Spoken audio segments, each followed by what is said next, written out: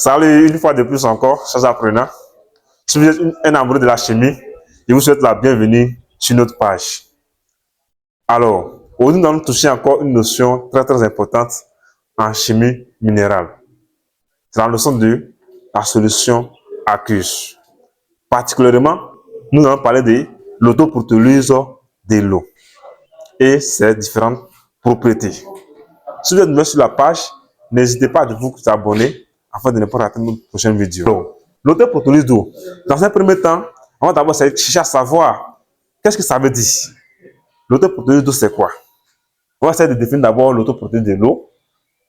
Et puis ensuite, essayer maintenant de voir les différentes relations qu'on peut avoir à partir de cette notion. Alors, donc, si j'apprenant, tout comme je l'ai dit, l'autoprotéolyse de l'eau, c'est quoi? L'autoprotéolyse de l'eau, c'est tout simplement un transfert de protons entre deux molécules d'eau. L'autoprotéolyse de l'eau, c'est tout simplement un transfert de protons entre deux molécules d'eau.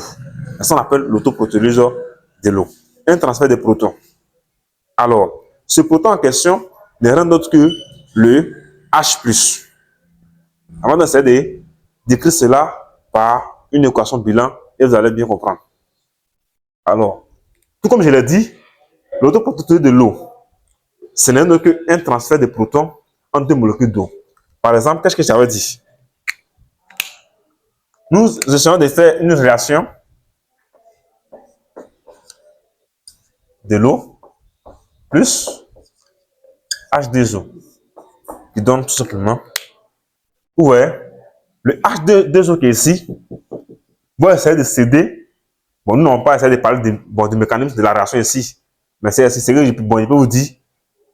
Toutefois que dans votre examen, une fois que vous voulez établir l'équation bilan de l'autoprotéolyse de l'eau, faites tout simplement cette réaction.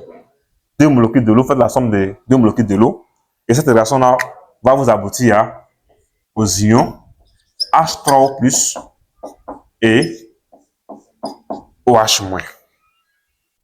Vous voyez? Si vous essayez encore autrement, on peut aussi écrire comme ça cette réaction. Quelqu'un d'autre peut aussi écrire 2H2O, puisque c'est la somme de deux molécules d'eau. Donc, les mêmes produits de réaction comme vous. Donc, c'est-à-dire H3O+ plus OH-. C'est ça, cette réaction de l'autoprotéolyse de l'eau qui nous fait croire aussi que de l'eau que nous buvons, mais de l'eau que nous avons, existe sous deux formes. Elle peut avoir deux propriétés. L'eau que nous voyons est à la fois acide et à la fois basique. Alors, pourquoi on dit que c'est à la fois acide? À cause de la présence de cet élément ici, qui est un acide, et celui qui est là ici, qui est une base, tout simplement.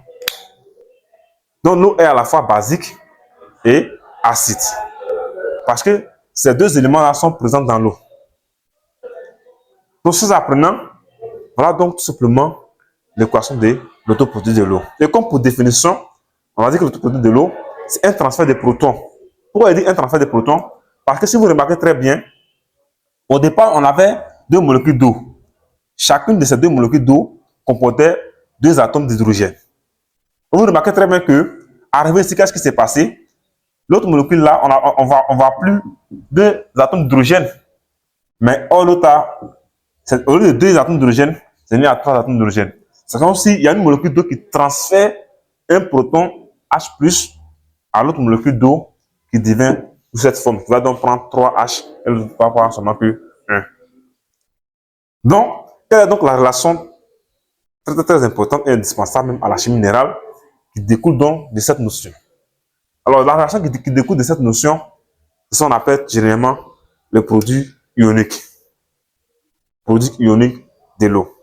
Produit ionique de l'eau, qu'est-ce que ça veut dire? Produit ionique d'eau, c'est ce que on note généralement, c'est une constante qui dépend de la température.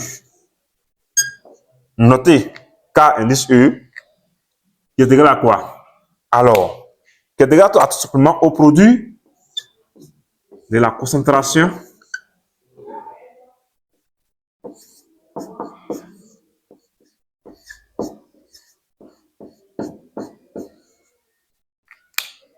C'est égal tout simplement au produit de la concentration des espèces chimiques, autrement dit les ions présents dans l'eau, c'est-à-dire des produits de l'autoproduit de l'eau.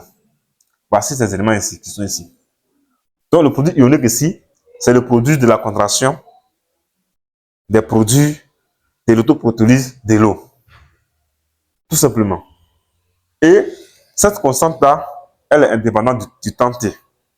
Alors, elle a généralement comme valeur, lorsque vous prenez par exemple une température de 25 degrés Celsius, lorsque vous êtes à une température de 25 degrés Celsius, à une température par exemple de température T égale à par exemple 25 degrés Celsius, vous allez voir donc que cette constante-là, ce sont les expériences que nous avons menées dans les laboratoires pour voir cela. Ça va être tout simplement 10 puissance moins 14. Cette constante-là n'a pas d'unité. Où elle dit, lorsque la température change, par exemple, on passe à 27 degrés, à 30 degrés, cette constante n'aura plus la même valeur. Cette valeur-là ne sera plus 10 puissance moins 14. Pour ces apprenants, voilà donc un peu les deux notions très, très importantes que nous avons voulu toucher avec vous aujourd'hui pour mieux vous aider aussi à assimiler votre cours sur la chimie minérale.